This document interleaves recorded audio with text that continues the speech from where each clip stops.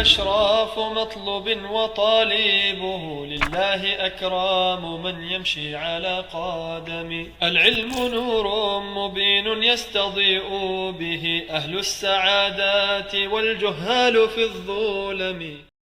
طيب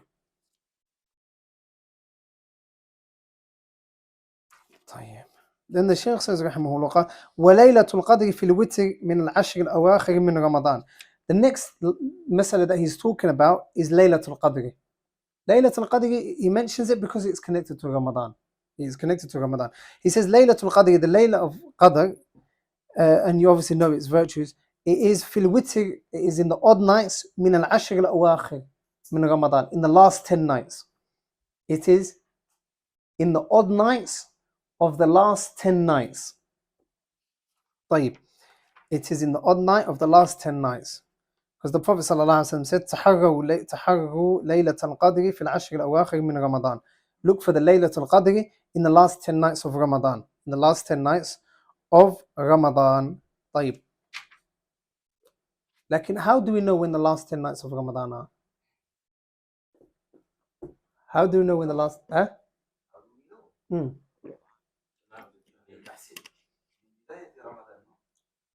من بداية رمضان. صح لا that's...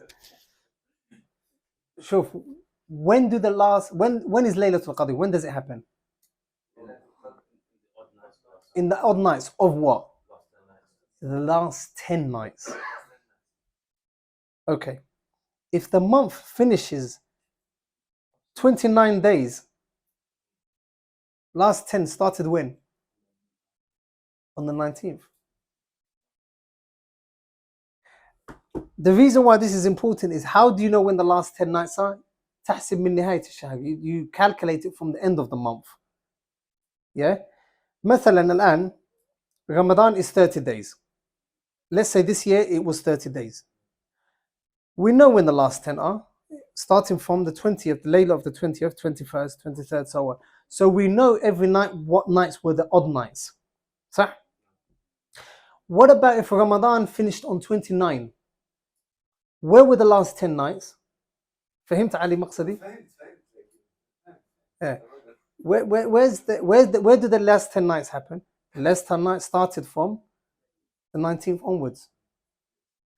So that's why it's important, محل الشاهد, what I'm trying to get is that it is important that we, obviously during the whole of Ramadan, لكن in all of the last 10 nights of Ramadan, نجتهد, we dedicate our ibadah. Okay, like the Messenger sallallahu alaihi wasallam did. Because the Prophet sallallahu alaihi wasallam mentioned that the Laylatul Qadr is in the last 10 nights. Okay? Some people say, I'm only going to fast on the 21st, 23rd. I'm only going to dedicate on 21st, 23rd, 25th, 27th, 29th. So for those people that say, I'm going to only dedicate on the 21st, on the odd nights only, Qaddarullah, at the end of the shahr, it might happen that the nights they were dedicating were in reality the even nights. صح? Have you understood? So that's why it's important to dedicate in the last 10 nights. The Prophet did not say, sallallahu alaihi wasallam, if the month is 30 days, it is in the last 10 nights. Yeah? Barakallahu fikum. طيب, then the Shaykh says, rahimahullah, the next mas'ala, and then he talks about i'tikaf. He says, rahimahullah, وهو يعني اعتكاف وهو اللزوم المسجد لطاعة الله فيه. It is to stay and to remain in the masjid, in the house of Allah subhanahu wa ta'ala. طاعة لله أو لطاعة الله, for the obedience of Allah subhanahu wa ta'ala. طيب, to stay in the houses of Allah subhanahu wa ta'ala for the worship of Allah subhanahu wa ta'ala. And it takes place in the last 10 nights of Ramadan. The Prophet sallallahu alaihi wasallam done i'tikaf in the first 10, then changed it to the middle 10, then changed it to the last 10. And that is the sunnah that the companions always remained upon, to do i'tikaf in the last 10 nights. Some scholars, the scholars talk about the least amount of i'tikaf, and they say yawm wa layla, a day and a night is the least amount. So it doesn't mean that a person has to stay in the masjid all 10 nights. Obviously that is better. But even if he says, I'm going to do i'tikaf for 2 nights, or 3 nights, or 4 nights, then that is also legislated.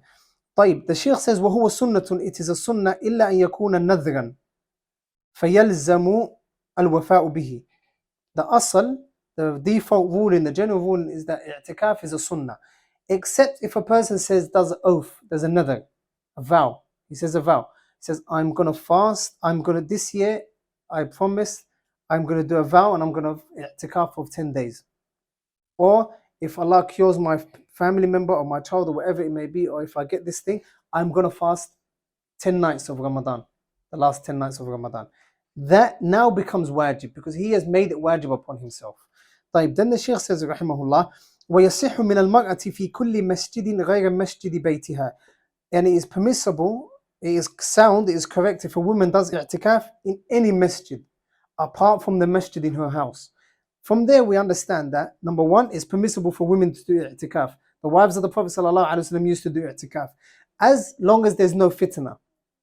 Number two, as long as there's no fitna. Number three, as long as she has the permission of her husband. Also, the Shaykh says, في غير مسجد غير مسجد بيتها, in other than the masjid of her house. Pay attention here. The Salaf would have masajid in their homes. They would have a place that they could worship Allah subhanahu wa ta'ala within their homes. It may be difficult for us living in these sorts of lands that we're living in. Like, if a person is building a house, it would be nice for him to build a masjid. Or if there's a spare room, it would be good to make it into a masjid. Obviously, it wouldn't take the rulings of a masjid, like Tahiyyatul Masjid and so on. Like, it is a place that there's khushu', no mobile phones, no TV. TV shouldn't be in the house anyway. But like, no devices and nothing else that can busy a person apart from the remembrance of Allah subhanahu wa ta'ala. And it's more befitting for women, because men are going to the masjid every day. Like, for the women, they've only got the kitchen and the house and the bedrooms and so on. So it's nice for them to be secluded somewhere. Then the Shaykh says, rahimahullah, وَلَا يَصِحُ مِنَ الرَّجُلِ إِلَّا فِي مَسْجِدٍ تُقَامُ فِيهِ الْجَمَاعَةِ. طيب. The Shaykh says, rahimahullah, and is not accepted from the man, is not correct from the men to do i'tikaf except in a masjid that has a jama'ah. Except a masjid that has a jama'ah. Why is that? Because if there's no jama'ah in this masjid and it's a musalla, there's no masjid, if there's no jama'ah in it, then it's not a masjid. There's no, if it's not a jama'ah, so a man can't say, there's a masjid in my home. La, I'm going to pray, do i'tikaf here. That won't be i'tikaf, because he needs to go to the jama'ah. He needs to go to a masjid that the jama'ah is done in. طيب. Then the Shaykh says, وَاعْتِكَافُهُ فِي مَسْجِدٍ تُقَامُ فِيهِ الْجُمْعَةُ أَفْضَلُ. And even for the man, it is better for him to go to a masjid that Jum'ah is prayed in. You will find in some of the Muslim lands, they've got masajid, they've got a mosque, and then they've got a jami'. The mosque is the local mosque that everyone prays in Monday to Friday. The 5 daily prayers. But on the Friday for Salatul Jum'ah, there's a jami' that everyone goes to. So you will find the small mosques no one goes to. That is a jami'.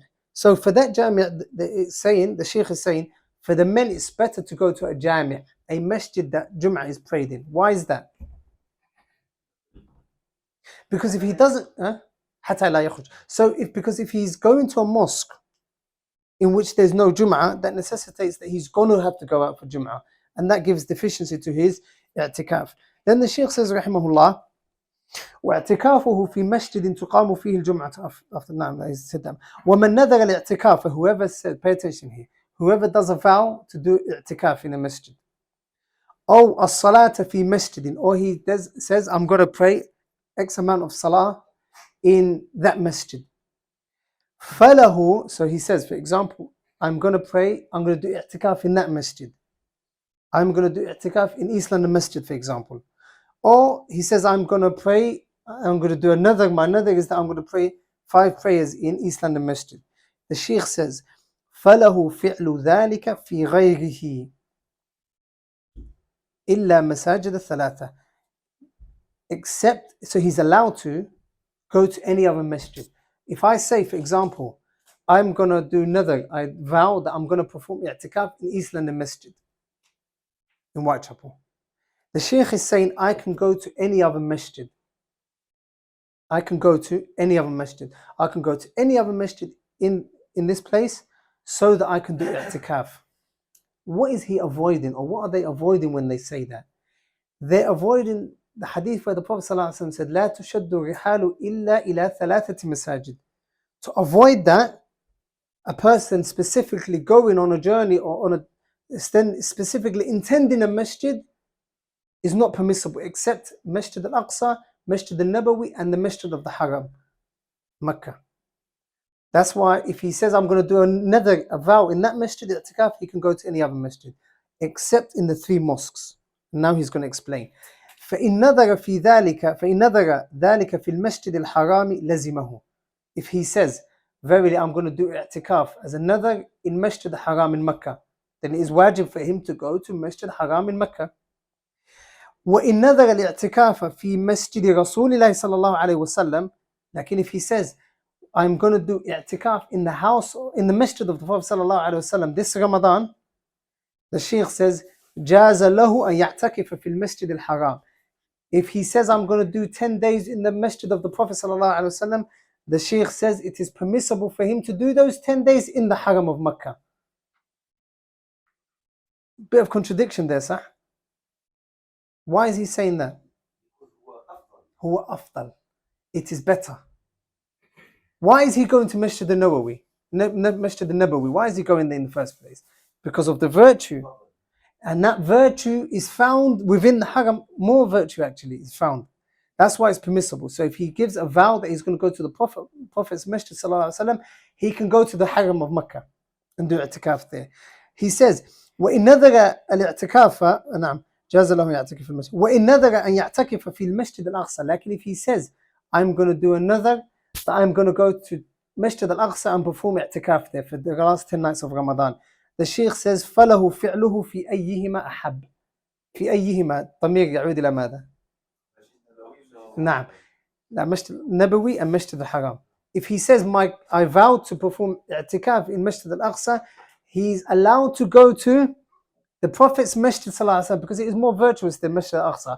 He's also allowed to perform his i'tikaf, the vow that he done for Aqsa, he can perform it in the Haram of Mecca. Why? Because they're both better than the Masjid of Aqsa. Like if he says, I'm going to go to Masjid al-Aqsa, can he say, I'm going to go down to the local masjid in Tower Hamlets? No. Because of the virtue. طيب, the questions in a second, let me just finish. نعم. Then the Shaykh says, رحمه الله, ويستحب للمعتكف, is mustahab or is a sunnah for the person that is doing i'tikaf, al-ishtiqalu bi-fi'l al-qurab. It is better to do, it is sunnah to do the qurab, the worship that is specific to him. Salah, fasting, hajj, salah, reading the Quran, the remembrance of Allah subhanahu wa ta'ala. وَاجْتِنَابِ مَا لَا يَعْنِيهِ مِنْ قَوْلِ وَفِعْلِ. And to also stay away from things that don't concern you. Normally you should stay away from things that don't concern you. مِنْ حُسْنِ الإسلام المرء ترك ما لا يعنيه.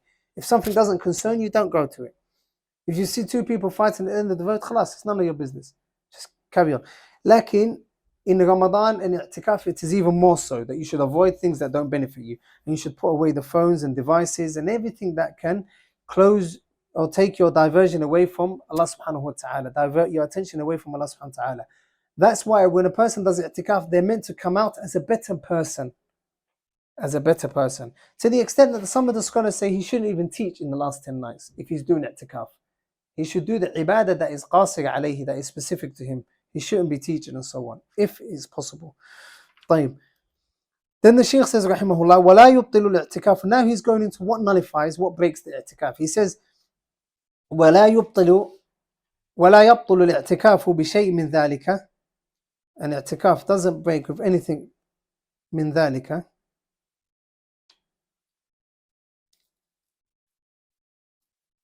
نعم.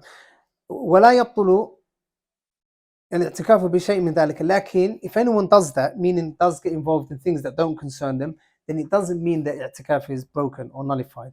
They can still carry on. Like, they should obviously repent. ولا يخرج من المسجد, and he does not leave the masjid إلا لما لا بد له منه. It is not permissible for him to leave the masjid if he's doing i'tikaf, except if there's a dire need. For example, akramakumullah, if he's going to the bathroom, or if there's no one to bring him food. Or if he's going to visit a person who needs to see him. For example, his mother is on her is not dying, like she's very ill and she wants to see him. He can go to her. Same for the father and so on. Like, you can't say, I'm going to go visit my friend in West London because I'm going to, just in case he, طيب. نعم. إلا أن يشترط, unless he obviously places a condition. What does this mean?